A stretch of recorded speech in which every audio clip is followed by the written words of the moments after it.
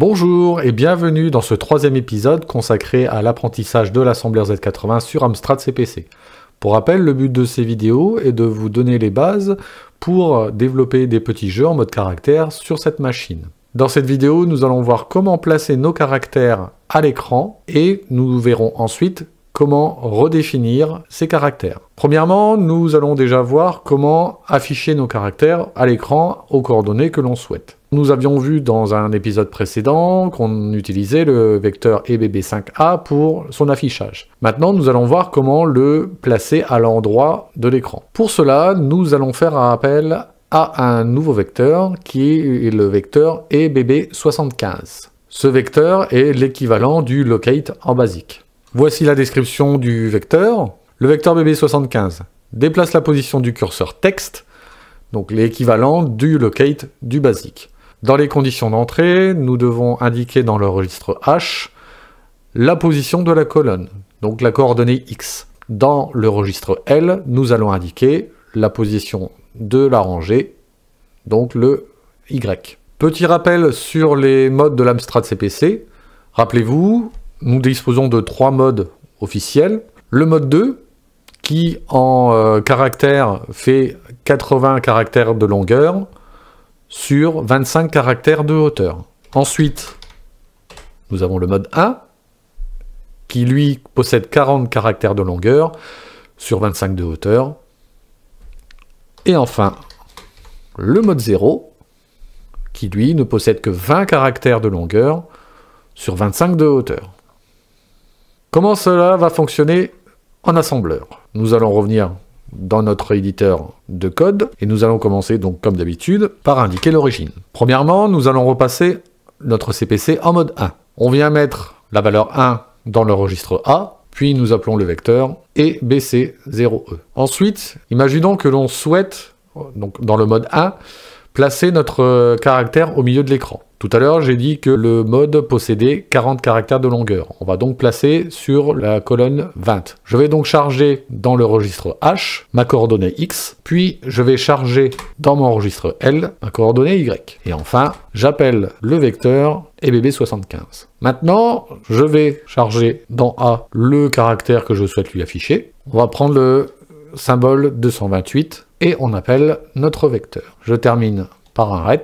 Et voyons ce que cela donne. Je compile. Comme vous pouvez le voir, nous avons donc le symbole d'un cœur qui s'affiche bien au milieu de notre écran. Ce vecteur nous servira par la suite dans notre jeu à placer nos personnages ainsi que des obstacles ou différentes choses à l'écran. Là, nous venons de voir comment faire pour placer des éléments. Alors, on a indiqué les coordonnées directement dans les registres, mais imaginons que par la suite, on ait besoin, non pas de rester statique, mais on ait besoin de faire bouger le caractère que l'on souhaite, notamment dans le cadre lorsque l'on va déplacer notre personnage, ou des obstacles, ou des ennemis.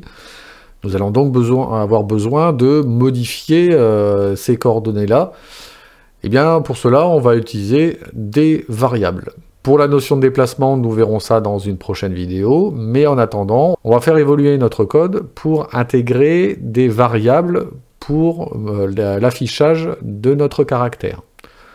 Pour cela, je vais me placer après le ret, et je vais, comme pour les messages, je vais, dans la vidéo numéro 2, je vais créer une étiquette que je vais, par exemple appeler XObjet. Derrière, je vais dire que j'initialise ma variable à 20 et je vais faire l'équivalent pour Y que je vais appeler comme ça. Maintenant, je reviens dans mon code ici. Alors, à savoir que j'ai encore des recherches à faire. Si je modifie mon code pour indiquer que je souhaite mettre dans H le contenu de XObjet, pareil pour le registre L. Alors pour moi, ça devrait fonctionner. Si on compile, a priori pas d'erreur. Comme vous pouvez le voir, les coordonnées de l'objet sont différentes, alors que j'ai gardé les mêmes valeurs. Donc a priori, je ne peux pas utiliser, passer par ce biais en mettant directement dans H et dans L le contenu de mes variables. Alors, découverte que j'ai faite, on va utiliser un intermédiaire on va de nouveau utiliser notre registre A. Dans mon registre A, je vais intégrer la valeur qui se trouve à l'adresse XObjet, puis je vais charger dans H le registre A. Je vais faire de même pour en dessous pour YObjet, et ensuite je vais charger dans le registre L de nouveau mon registre A. Essayons voir.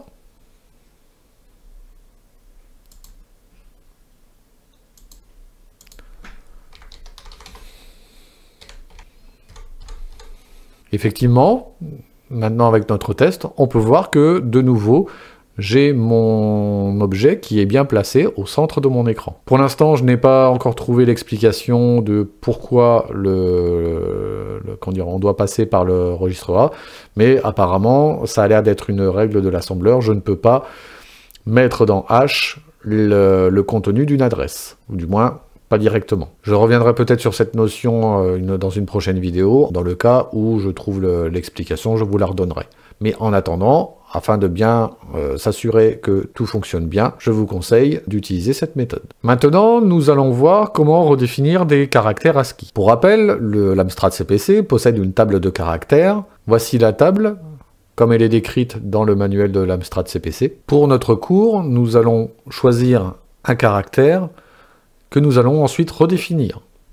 Par exemple, nous allons prendre le caractère 240, ici, et nous allons le retravailler. Pour chaque caractère, ceux-ci sont dessinés dans une grille. Chaque grille fait 8 points sur 8. Voici un tableau présentant la matrice d'un caractère. J'ai dessiné un tableau de 8 colonnes sur 8 lignes. Et grâce à cela, nous allons préparer notre caractère. J'ai mis pour information au-dessus les valeurs de chaque bit correspondant à chaque case. Chaque ligne de mon tableau correspond à un octet. Et nous allons enchaîner à la suite les 8 lignes. Nous allons obtenir une valeur à droite qui va correspondre à la valeur décimale de notre représentation.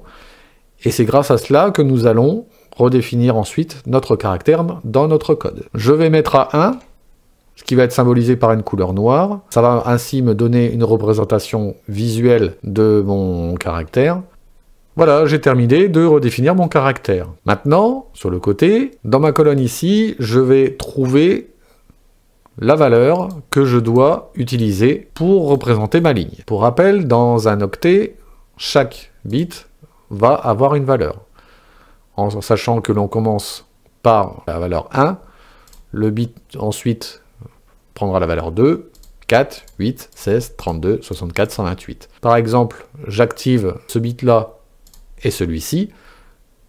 Je vais additionner, j'ai donc bien ma valeur 24 ici. Ensuite, si on prend en deuxième ligne celle-ci, nous avons la valeur 4 d'activer et nous avons la valeur 32 aussi. La somme des deux nous donne bien la valeur 36. Et ainsi de suite, jusqu'à la fin. Maintenant, voyons voir comment mettre ça dans notre code. Je vais déjà faire une première modification dans mon code. Là aussi, j'ai rencontré une petite difficulté, à savoir que si je reste sur la valeur 1000 en niveau adresse, mon programme ne fonctionne pas, ou du moins le caractère que je vais redéfinir ne s'affichera pas correctement. Je n'ai pas encore trouvé là non plus l'explication du pourquoi, mais si je change une adresse, par exemple, à la place de org 1000, je passe en E4000, et bien là, mon programme va fonctionner. Vous allez voir après. Dans mon code, après avoir modifié mon mode, c'est là que je vais indiquer quel caractère je souhaite redéfinir. Alors là aussi, nous allons utiliser un nouveau vecteur. Ce vecteur, c'est EBBA8. Voyons un peu le descriptif de ce vecteur. BBA8 redéfinit la matrice des caractères ASCII affichables, au-dessus de 31. L'équivalent basique est la commande symbol. Vous pensez bien qu'en travaillant en assembleur, vous n'aurez plus à réserver de place en mémoire avec l'instruction symbol after. En condition d'entrée, on va indiquer dans le registre A le numéro du caractère à redéfinir. Et après, HL va pointer sur la matrice. La matrice qui doit contenir 8 octets. Cela correspond aux 8 lignes que l'on a redéfinies tout à l'heure. On a même ici un exemple. En premier, je charge dans A le caractère que je redéfinis. Ensuite, ici, je vais indiquer un label pour pointer la matrice des 8 octets pour redéfinir mon caractère.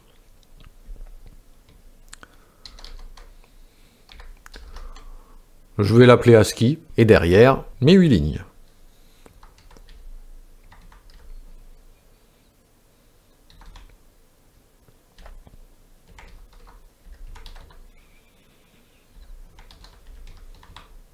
Ensuite, je vais charger dans HL l'adresse de ma table ASCII. Et enfin, j'appelle mon vecteur.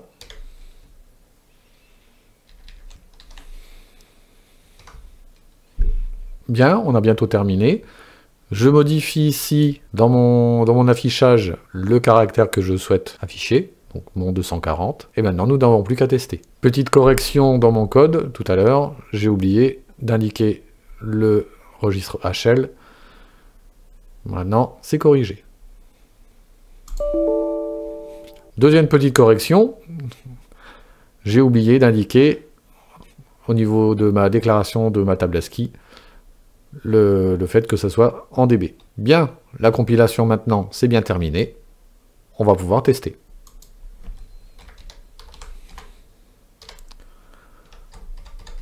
Je n'oublie pas que j'ai modifié mon adresse d'origine, par conséquent, lorsque je fais mon call, je modifie ma valeur. Et comme vous pouvez le voir, nous avons bien maintenant un symbole représentant une maison qui s'affiche en plein milieu de notre écran. Voilà qui va venir conclure cet épisode.